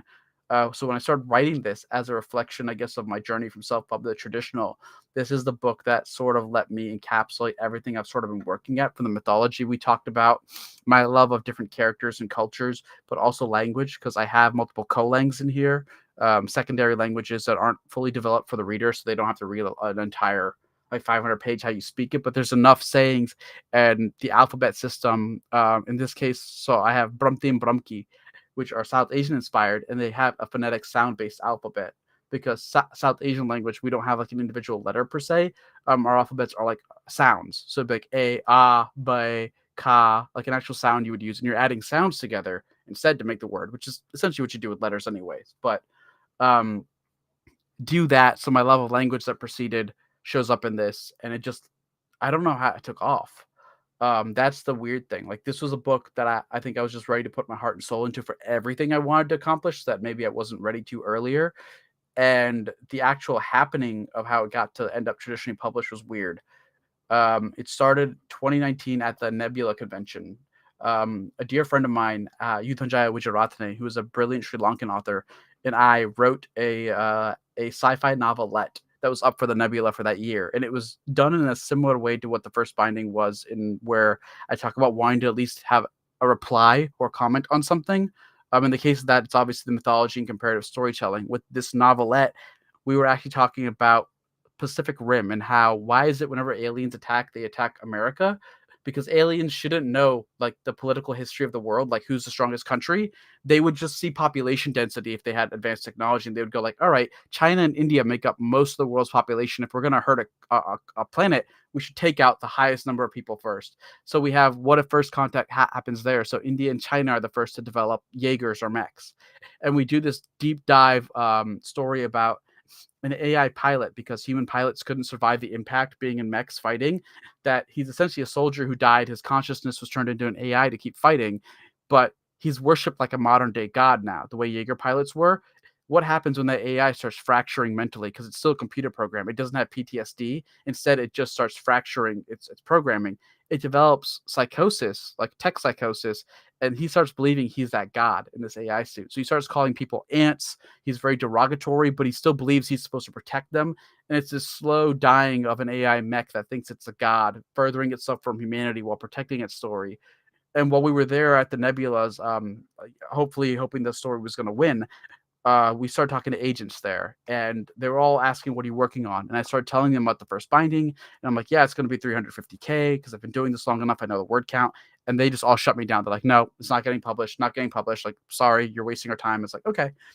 And the last day, one agent like literally parts this cloud of other agents, and he walks through, and it's the person who'd be my first agent, Joshua Bilmish, who represents Brandon Sanderson, and he was wearing like a red shirt, a red suit, red pants, red socks, red shoes, like Eddie Murphy out of the 80s. And I was like, nobody dresses like this. It's a real person, but okay. And he's like, hey, let's come talk. And we did, and he gave me his card, like submit this, and I'll look at it. And I sent on Tales of Tremaine along with some short stories he asked for, and then I don't hear from him for like 8 months. And I'm at another convention then talking to a tabletop RPG editor, and we're talking about board games and fantasies, and he's got this other guy over there who's hungover, and I have no clue who he is at the time. He's his friend, and then he perks up. He's like, oh, like fantasy books, and we start talking about Wheel of Time, and I start telling him everything I told you guys about what I wanted to do with Tales of Tremaine, the mythology, like in a love letter way, decolonizing like aspects of fantasy and tropes and showing the similarities. And he digs it. And he's like, yeah, this sounds right up my alley. Send me the sample. And I was like, why? He's like, I'm a tour editor. And I was like, oh, okay. I'm like, well, I don't have an agent. He's like, yeah, I don't care. Just I want to look at the book. And I was like, okay, cool. And now by this time, Audible was interested, and what they wanted to do with it was do it like a weekly episode kind of thing, like the old radio plays. We were talking about that. That was the idea. I actually don't know if they were going to say yes. I have to be honest on that. And a month and a half go by, and the editor from Tor called back, and he's like, hey, so I showed this to my boss. Everybody loves this. We want to buy the first 3 books. Who's your agent? And I was like, well, I still haven't gotten one. He's like, you need to go pick one. So I called Joshua back, or I emailed him, and then we set up a call. And a few months later, Tor sent the contract. They're like, yeah, we're serious. Well, we're buying all 3 books. Go from there. And it was just like, oh, okay. None of that was planned. I just love that this was like a hungover reps, like nonchalantness that was like, just send it to me. I don't want to talk about it. My head hurts. Just send it to me. Like, I love that. Yeah. I didn't even know at first. Like, that's who he was. Like, he was invited to like the breakfast by the other editor, and the other editor was the one I was talking to. They work on stuff like what was it, BattleTech and Shadowrun. That's what they do. So they do the board games for them. And I've always actually liked Shadowrun. So I was like, oh, this is cool. Like, maybe I'll get to write for them or something. And then it went completely the other way into like, hi, I'm a tour editor. I liked what you said. Send me your book and I'll look it over. The power of networking. Right? Yeah. Accidental networking. Right? Yeah. What an incredible story. Wow. I do want to quickly get to this question for you specifically. This is from Parmatube. Oh, Are any favorite JRPGs or ones that inspired your work? So, two definitely inspired by LitRPG. That would be the Monster Hunter JRPG franchise. Like my series is literally called Monster Slayer, and the idea is in a video game world you have to hunt and kill monsters. That's pretty on the nose, and it was just a fun love letter to that. And something I've always loved the storytelling from is the From Software games. So Dark Souls, Elden Ring, Sekiro. Because they do something with nonlinear storytelling I've always loved, which is you get more of the story from items and just visiting places. And if you pay attention, and you don't have to enjoy the story, but the longer you go into the world, a lot of the story that you get through cutscenes is actually told through ancillary details to the world. So it adds extra depth. And there's a whole community of theory and fan captures that go, why was this sword later moved and like shows up in this scene here? Or why is this item description changed? Because we get a different version of it. Or if you read this item description and you find this dead body, there's actually a story behind it.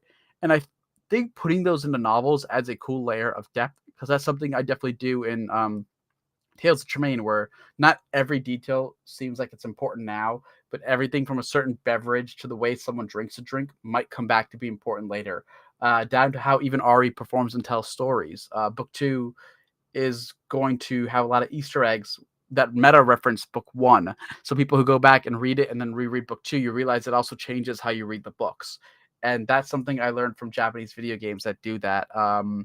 They do it in a way where you don't have to pay attention to it, but if you do, it just adds something. And I like that it's not required. It only adds depth if you want to put in the work for it. So it's like a reward system without asking anything of you. That speaks to my completionist heart. I am so bad at video games. Like I Elden Ring, that is beyond me. Never ever will I play games at that level. But when I was a kid playing Spyro, I got every gem, damn it. Like I was not leaving a gem behind. So that speaks to my soul when I hear that. Oh, that is awesome. Quickly, Daniel says, yeah, he says about Joshua Blanche crossing him. Yeah. Sarah on his channel a few times. He sounds really eclectic, very, but very, really just an interesting fella. Mm-hmm. I've seen him a couple times myself on YouTube. I was like, wow. And I didn't realize that he was also your agent. So, your first agent. So that's a fascinating story. Yeah. That's actually how he told me he could sell my book was, I actually turned him down, which got a few shocked reactions because I didn't know who he was. And people in the crowd were like, you don't say no to him. And I did, because I was like, everyone's saying the book's too big. And his immediate response was like, well, I published Stormlight. At which point I was like, all right, well, I guess like if anyone can get this book published, it's the guy publishing 450,000 word books. So, I mean, fair. Yeah. And it's funny now that, the trend seems to be that, it would seem, and I'm saying this as an outsider, I'm not traditionally published, I'm a self-published author. I'm just saying what I've seen, heard from my colleagues that are traditionally published, what I've seen from reading up on the industry is that, a lot of editors, a lot of agents are reticent to sell books now that are big. Actually north of 130. I'm hearing north of 130. And unless you are, of course, one of those big names. However, now you are one of those people, because I presume your second book is not going to be 100,000 words. No, but there was a fight. I will admit that. So the second draft, I could say, God, I think Tor's gonna pop out of my window with a knife right now. The original draft was 450,000, so it was 100,000 words bigger than book 1's final count. They had a heart attack because of print cost. The world's gone through a paper shortage. Part of that is political tariff stuff that happened before COVID or during it, and then the pandemic ruined paper production. And I think they've recovered, but I can't be sure. But I know we are being told, like a lot of authors, yes, like it's not economical to publish larger books. I don't know. I haven't seen all the numbers, so I don't know how true that is. Like I'm always going to lean on the side of big corporations are big corporations. Like there's a history of people always trying to make margins higher with giving less. I don't know, but there was definitely a people clenched when they saw the original draft of book 2, and book 2 is bigger than book 1. Still, it's 385,000. So there's another novella's worth of material, but we had to cut a lot. We cut like 70K, and print size was definitely a concern. But I guess for me, that ties into, just the overall feeling of, that you have achieved this modicum of success that, contrary to the narrative, the popular narrative going around that, epic fantasy, big fantasy, is dead, that it won't sell, that everybody's going towards, the shorter books, going towards romance, et cetera, et cetera. But, you're still writing, you're again going to be writing. I presume that the rest of the books in Tremaine are going to be also big books. Yeah. That this is what you're writing. You're living the dream. You have. I when I cracked open the book and I looked at some of the endorsement quotes outside of like the Wall Street Journal, things like that. But when I look at some of the authors, it's a really impressive list of authors that have a lot of critical acclaim, a lot of respect in history, and of course with the front cover quote from Jim Butcher. That was a dream come true. I still can't believe that one's real, to be honest. I mean, how do you feel? Like, essentially, we know as authors, we're as you said, we're a lot of us are constantly battling imposter syndrome. We're constantly battling, that drive to feel that we've quote unquote made it. We've achieved this nebulous platform of success, right, that is defined by sales, is defined by accolades, is defined by awards, or like, but by commercial, I guess, measures, and by measures of the awards and what that you've made it, man. Congrats. Thank you. How does it feel though? Does it feel I'm bad at this? Oh man. Does it feel like you thought it would? Does it feel like you imagined back when you thought, oh my God, like, does it feel like you thought it would? No, but that's my fault. I want to be honest about that because, and I'm very bad at this. I'm bad at celebrating. I am a workaholic, and I don't want to say I take anything for granted because I definitely don't. Like I am very big about giving gratitude to everybody, but like some of the weird stuff, all the cool dream stuff hasn't set in, which is very weird because like I get to talk to Jim Butcher now, and but I still call him sir, which is like part of that's like being Asian, part of that's also growing up in the South, right? And I can see he's just like, you don't have to say that, but like it's both become normalized. Like I know I can reach out and talk, but like also still weird. Like I'm in this limbo state where I haven't acclimated because it's a lot easier for me to just go do my work. Like I never celebrated book one's release. I actually turned in book two a month before book one had come out, and I was already doing my own self edits, and I was actually working on the cover for book two before book one even was out officially in store. So my process with that is I actually know my cover artist because he worked with me, Indy Felipe, and we actually do mock-ups for each book's cover before tour even starts. We actually send them a folder of like, hey, we already did the work. I know how I want my cover to look. Can I just show you like concept art boards? And they entertain me, and then they go like, oh, these are actually really good. And then they just do the cover I want, which is like my way to sort of cheat the system. But I haven't celebrated like anything. But anytime good news is happening, I'm working on the next project. Like I'm doing book three stuff right now. Book two is about to come out next month. And I can assure you, I'm probably not going to celebrate the launch. I'll be doing promotional stuff like I'm supposed to, working on book three. And I'm working on like a novella short story collection from the world to give away for free. Because I got frustrated with stuff I had to cut. So I'm like, I'm just going to do a collection of stories from the world that people haven't gotten to hear yet. And I'll just give that away for free. So, but I should say you should enjoy it, right? There's that famous story that Neil Gaiman, I think, told when Sandman first blew up in the comic format and he met Stephen King. And Stephen King told him, like, this is great that you've got these lines and everything. You should enjoy this.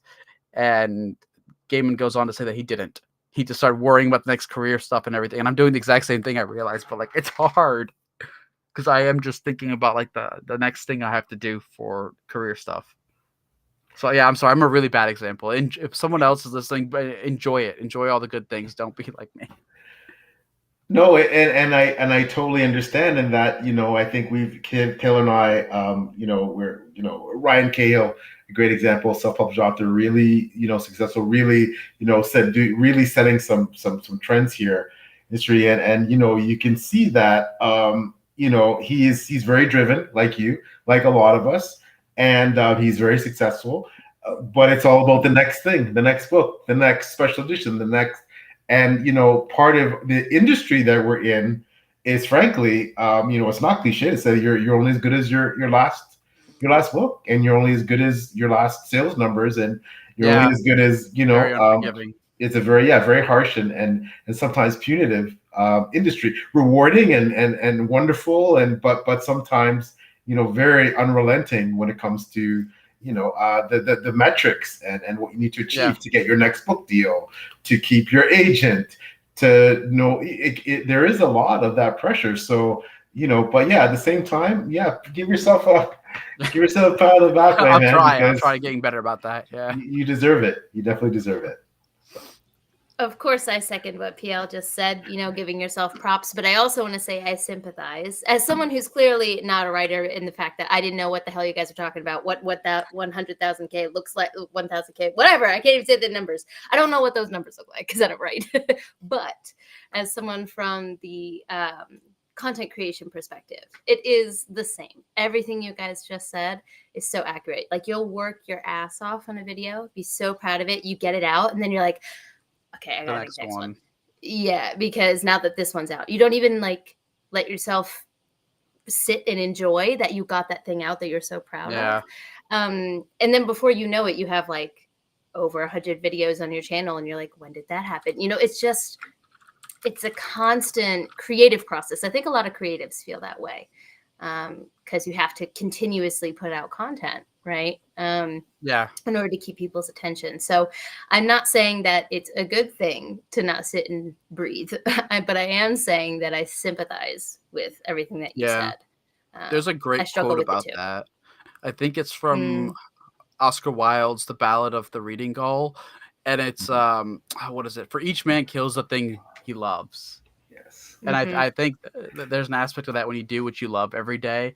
I'm taking a quote a bit too literally, but you do kill aspects of the part of the joy and everything because you're worried about the craft, the next project, like you said, the content creation, and you're so wrapped up in the doing, which can be a good thing because at least it keeps you doing. But you are supposed to actually enjoy life, right? There's no reward at the end of life for having done everything. You all just go back in the same box. At some point you need to actually live that life and because no one's getting out of life alive, right? That's the thing. So make sure you actually live it too. No, you're absolutely right. And I do want to quickly, I know we've been talking, I can't believe it's an hour and almost 40 minutes. It's crazy. And we do want to respect your time, but there is a few things I know we don't want to keep you inordinately, but quickly, can you tell us a bit about, obviously, non-spoilery, you have the next book coming out, lots of big expectations there because of the success of the first book. Can you tell us a bit about, and again, I noted that somewhat of a cliffhanger from the end of the first. Can you tell us? You told us a bit what to expect. You gave us some breadcrumbs. Can you give us any more little tidbits about kind of what to expect for the book that's coming out, and just confirm when it is coming out? When the release date is. Let us actually do our job, which is being part of this book tour. Book 2 in the US is out August 13th, which is a Tuesday. And then the same week, Thursday, which I believe is the 15th, because the UK launches on Thursdays. I think that has to do with magazine cycles, because I know in the US, the reason books come out on Tuesday is the bestseller lists start on Monday, but pre-order sales can accidentally tick off in bookstores the day before. So if the book launched Monday, some of those sales would count Sunday, and that cuts off for the last week. So you could lose some of your sales for magazines. I don't know if the UK does the same thing and they go by Wednesday or some different date, which is why they launch Thursdays. But 13th and 15th, respectively. And what to expect. For the past story, we pick up immediately a few weeks, kind of like a winter break after where Ari's past story ends at school. And it's mostly following new promises, new adventures, but also adventures that tie into the legends he's already at least shared with the audience that he's been part of. Even if they haven't been explained, some of what he's done. You get to see those being fulfilled or at least started, as well as just a normal linear progression through school, facing some of the consequences that he earned at the end of book 1 in the past. And book 2 is doing the exact same thing in the present, where he's picking up some of the consequences that immediately follow the cliffhanger of what happens in the ending, while still trying to accomplish his present day goal. So in book 1, there's a giant princely election going on, to sort of see who's going to become the new king of the country. And the gentry and nobles actually get to pick which one of the nobles. It's not direct inheritance by older. And book 2 is going to follow the consequences of that. What happens when the prime running mate of an election is taken out of the election. Now, in hindsight, probably not the best year to be, or maybe the best year to be releasing that kind of book. It's a very political electory book. The reason I chose that is because those are historical events that have always been humanly important. If you go back through a lot of world election events, historically they've always resonated with people in great moments of history because countries decide their fate. And I just thought that was really cool in a fantasy setting to continue exploring that, because you get to see humanistic reasons for why people want that power and what they'll do with it, as well as the avenues they'll take to get it. I always felt that was a very pervasive theme throughout history, because they exist in myths too. Why do people want to ascend or take power? So there's going to be a lot of exploring that, both in Ari's past and present. Book 2's past and present events sort of mirror each other, and that was intentional. I wanted Ari to deal with something in the present that now he has greater reflection and perspective than if he had dealt with it in his past. And you get to see how perhaps a younger Ari is dealing with similar events in past without that context and experience. And what he learns through it might be affecting his present day. But they're also very dynamically different. The present day story is really relegated in one foreign country, and the past story, you get to have a lot more slice of life adventures for people who want that. So it sort of balances both. You get to have cool courtroom drama, murder mystery in the present day, past tense, gallivanting Silk Road adventures. Wow. Just sounds incredible. It sounds like a perfect package. I feel like you might have practiced that before because I am so interested. I'll tell you, you have to read this. This is definitely going to figure in my top books of the year discussions. It's absolutely phenomenal. And again, I know we've kept you so long. All right, I apologize. You've been so no need to apologize for it. You guys have been super sweet having me with your time. We could talk to you for hours. We're just soaking this up. It's just amazing. Just as we're winding down, though, I want to give Taylor an opportunity for any last questions before we turn to closing things. So, Taylor, is there anything that you wanted to ask Ara quickly before we move on? Sorry, I was having a moment unmuting. Yes. So this was something that came up earlier. It's a throwaway question, which means I think it'd be perfect to just tack on the end here. You were talking about different myths and how we impose our own imagery onto something, even if it's not described in the story. And you gave the example of a knight and a mount and things like that. But another thing that you talked about was how there's myths with hammers and different weapons. And so that I just had this little light bulb for this question. What do you think is the most underused weapon in the fantasy genre? Like, because if we're told someone has a weapon, we think sword, maybe spear. Like that's kind of what a lot of people's brains go to. Maybe a bow if it's long range, but you got to give us a little bit more to have that pop into their head. So as someone, at least from the States, those are the two that I picture. So for you, who's read so many stories, what is the most underused weapon that you would like to see represented more? I'm going to use this not in Tales of Tremaine, but I have an entire fantasy just because I really do want to use it, and it's the slingshot. Because you have a lot of myths where the slingshot, obviously David and Goliath, is a really simple, humble tool that can fell a legendarily large character. But they've actually shown that historically, slings were used a lot more than we even realize and pay attention to, because you could use a lead ingot ball, and you could seriously crush someone's skull with that out of a slingshot. Like you could put a dent in their skull and instantly kill people. And they were super easy to use, store, plentiful. There's evidence that in some cultures and places, because kids could grow up using them, by the time you were old enough to go to war, in some cases, you were probably a lot easily more adept with a slingshot than learning how to use a bow and arrow. And you could at least hunt with it as well. You could find rocks and stones everywhere to shoot small game like hare.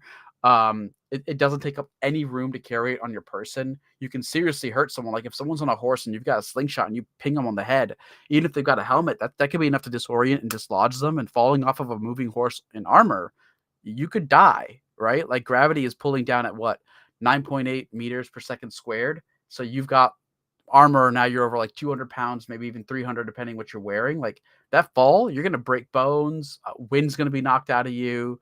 A slingshot can get somebody killed in a battlefield, right? Because when people fall in war, we usually say he fell. That was synonymous with dying, and that's exactly the same on a battlefield. If you fall, even if you're alive, you're probably going to get trampled by tons of people. Like you might as well just be dead. And I think a slingshot is a really underutilized weapon that's cool. There is the emotional, psychological aspect of using it where it kind of paints somebody as an underdog or plucky. So like a writer hack is like you do that, people might sympathize with your character already, right? If he's a poor person wielding a slingshot, that's an underdog people already want to root for. And then if you see them win with that slingshot, there's that whole like triumphant moment of like they overcame, the heavyweight contender, or they went the distance like Rocky. Historically, we love those kinds of stories. There's a lot of little hacks you can do, just make it like a really plucky hero that everyone's going to love. I love how you took that throwaway question and made it so significant. Yes. And I definitely agree that it's such a cool answer, because to me, I imagine like the dirty little street urchin, with their exactly. slingshot, Yeah. You can do it like you can easily tell a contemporary story like that. Like if someone write a Portal fantasy, a little kid with a slingshot gets his Narnia adventure. Like that would be every kid today. Like could easily see themselves in those shoes, which is what fiction's supposed to do. It's supposed to be empathy and emotional resonance, but also the sense of wonder and promised escapism, right? That's what every genre does. It just promises you different escapism. Romance is going to promise you the happily ever after. Every story is structurally the same in a contemporary romance, beat for beat, but that's what the romance readers want. That genre and that readership wants that escape, just like a thriller author or thriller reader wants Jack Reacher punching people for 90 pages over and over, but that's exactly what they want. Every genre is just codifying the promise, saying if you come to us, we're lacking all these other things because we focus 100% deliver this experience to you, right? I mean, that's what fast food or any food meal is. Like, if you get a pepperoni pizza, it's exactly what you want. You don't want someone to go, we also put like anchovies and spinach on it. We know you didn't ask for it. Like, someone might go, cool, but most people, that's the whole idea of genre. You're promising a certain codified experience through enough of a structural expectation to deliver that emotional catharsis, the empathy, the escapism, and whatever else that they want in that genre. Yeah, that's amazing. And I love, just quickly, I don't want to belabor this, I love diversity of weapons in fantasy. I love when someone has maybe a flail and someone's got, I mean, sword on sword fights. I know the traditional fare is really cool, but, you think about weapons and you think about things like pole axes. You think of, I specifically, and I can see, obviously, we talked about this before we came on, A Song of Ice and Fire, Robert Baratheon's Warhammer. Yep. I mean, that's a smart weapon. That's a smart weapon. It's a smart weapon. It caves in armor. Yeah. And you know what? Even if you don't crush armor, you crunch a bone, you crunch, someone's out of a fight. Yeah, someone's out. Like, it's just, I love seeing, what some people would think of unconventional or unpopular weapons, but are effective. And that's it's like, amazing. honestly, fantasy needs more. If we're gonna go like just bare bones actual facts, fantasy needs a lot more pikes, spears, and bows. Those were historically the most effective weapons. Like they do one-on-ones today where a trained spearman easily beats a swordsman just because the range you have. Like, they're not even gonna get close to swing at you if you're good enough with the spear. Yeah, exactly. Those conquered the world. The Mongols had the largest contiguous land empire in the history of the world off horseback and bow.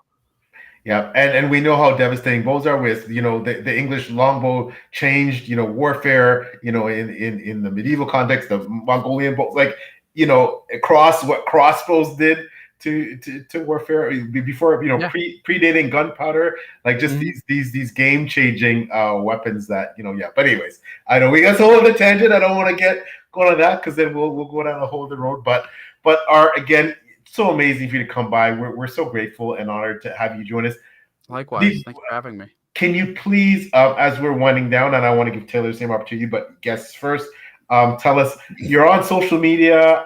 Where can people follow you, contact you potentially on social media, your website, things like that, where you're in the space, and of course, where to buy the books? Oh, yeah, sure.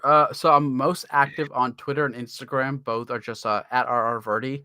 And I'm also active on Facebook on my author page there, against the /RRVirdi after Facebook. I'm not more active anywhere else past those. I do have a private Discord server, which anyone's welcome to join. Just ding me on Twitter if you want to come into it.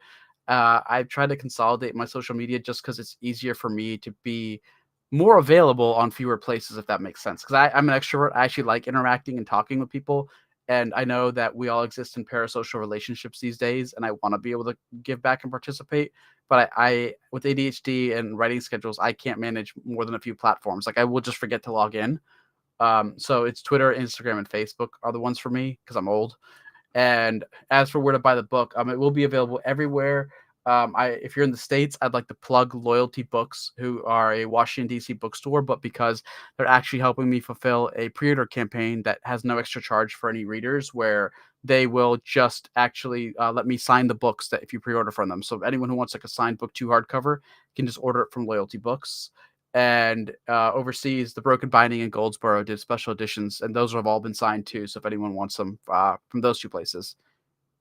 Awesome. Okay, Taylor, you heard that, DC, baby. You heard that, eh? I'm from the DMV, so Where are you from, out of curiosity? Yeah, I'm from Maryland, so right around the DC area. Yeah, exactly. I do the same thing. I'm in Northern Virginia, so it's DC, right? Yeah, basically, yes. Yes. Whenever people ask me where I'm from over here, when I first moved here, I said Maryland, and they're like, "What is that?" I'm like, "What is that?" DC. Yeah. So now I DC. just skip it. I I do said, the "You know exact same DC, I live thing. near there." Yeah. If you're within It's a 45 script. minutes of DC, you're DC. Yeah.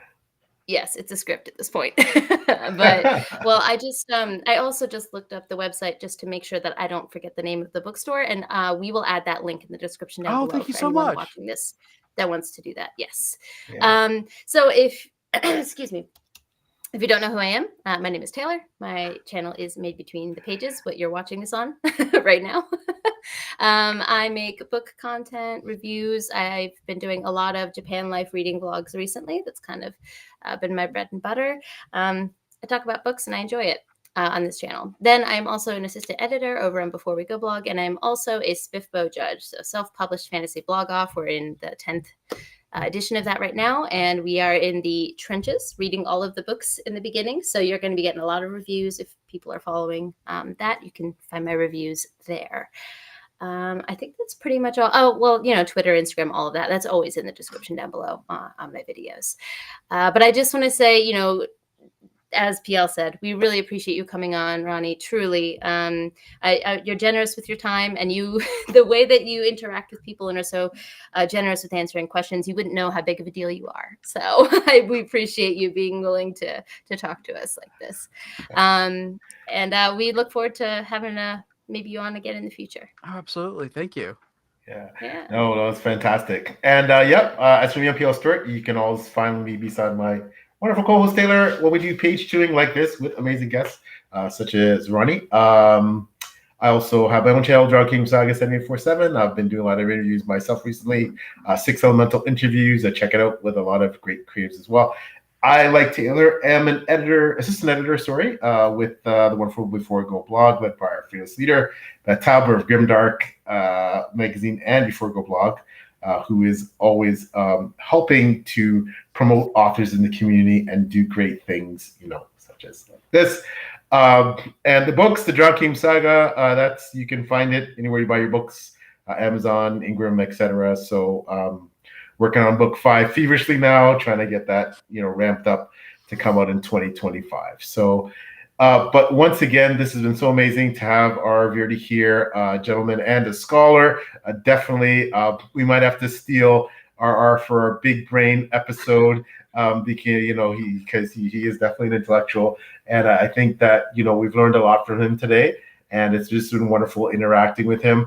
Thank you so much for everyone who stopped by in the chat to participate. Anyone who's watched the live, anyone who's going to watch the replay later, you are what makes this kind of long form content amazing. So thank you. Muchas gracias to all of the people out there who will watch this, have watched it now, and will watch it later. So we're going to sign off with that from Page Chewing. And thank you so much again to our Virdi, and thank you to my wonderful co-host Taylor. And we will see you again